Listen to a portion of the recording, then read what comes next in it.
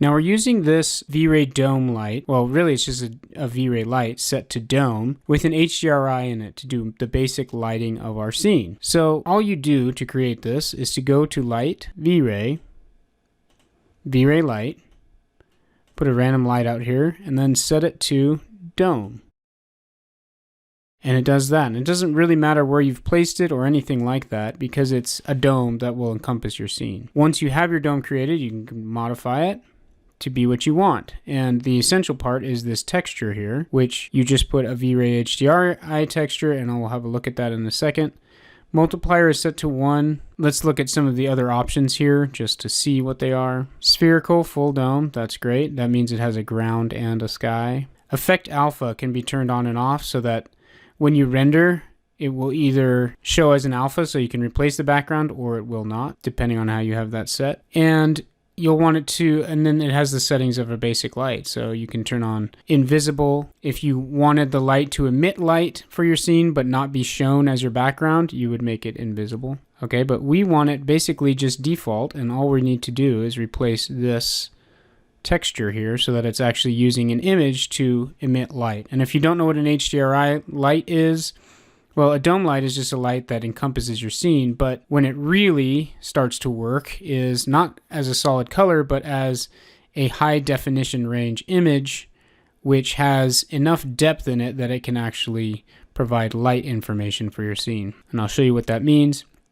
The way you would set this up is by, well, let me show you here. If we drag this over here and hit and make it an instance, we'll then have control of this map over here. If this wasn't here, then we could click on it and say,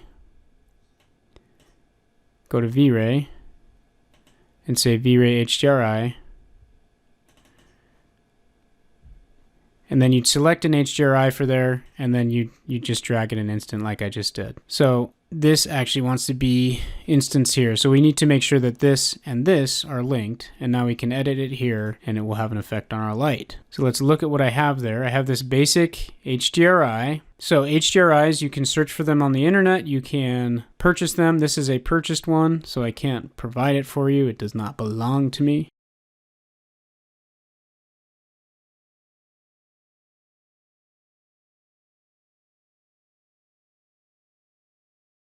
You can search for HDRIs and pop them in here, and you can see that that is just a 360-degree panoramic image. But if you look at it in Photoshop or in other photo editing software, you'll see that it has so much depth. Like this spot is very, very bright. It's not just white, it's white times 4 or something like that. And the dark areas are very, very dark. So it has that whole range in there, and 3ds-Max is able to take that range and say, oh, this is extremely bright. It's white times 4, so that's like emitting a certain amount of light. And this is really dark, so it's not emitting any light. So it actually is just using this image to actually light your scene, to physically light your scene. So the way they create those is with multiple different exposures on the same picture, and then they combine them together, offering that huge amount of range. And that range is enough to actually provide light information to your scene.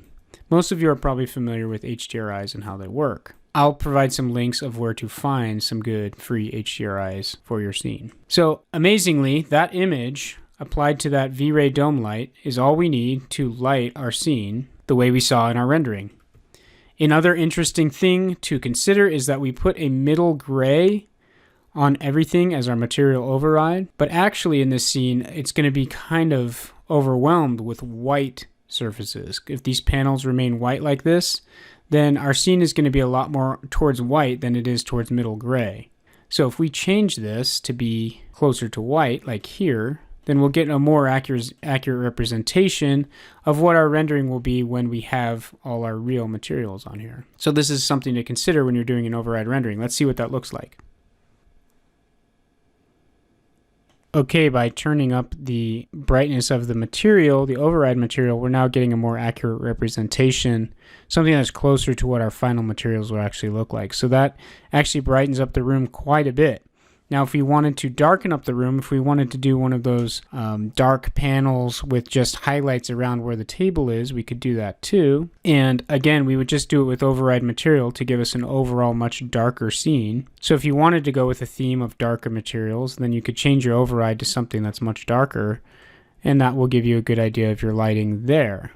So let's do that with a dark gray, and maybe I have these lights here for the candles.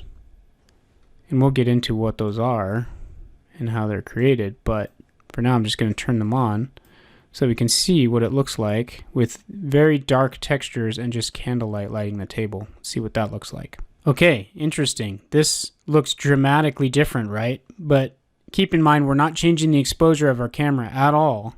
It looks like nighttime over here, but it's not. We just put a darker material overall on our scene. So this gives you kind of a preview of different kind of effects you could get depending on what kind of materials you use. So if I use like a black wood floor and dark gray panels, then my lighting overall would look kind of like this. If I use the white materials that I have in here currently, it will look more like the final rendering I've showed you before. So that's something to keep in mind depending on what color scheme and material scheme you want to go with. That will adjust, that will change your lighting quite a bit. So I know that this is going to be a light room, so I went with a light override material, and that gave me a more accurate representation. But amazingly, you can see that with just the simple light coming in from outside, and in this case, these little candle lights, how much changes you can make and how much lighting can go on, how much reality you can create with just some very simple lighting techniques.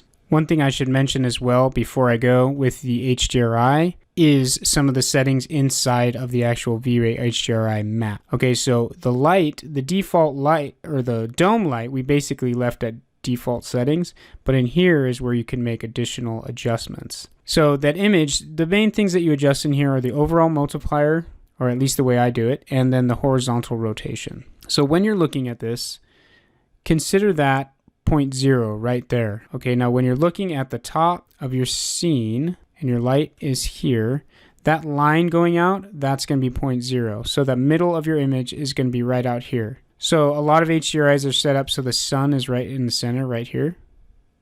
And that will be right here at this line. That, consider that 0. So if you do 290 rotation, it goes 90, 180, 270, 290. Okay, well, 290, right about here. So the middle of my image is up here. That's how it's being emitted. That's how it's emitting light.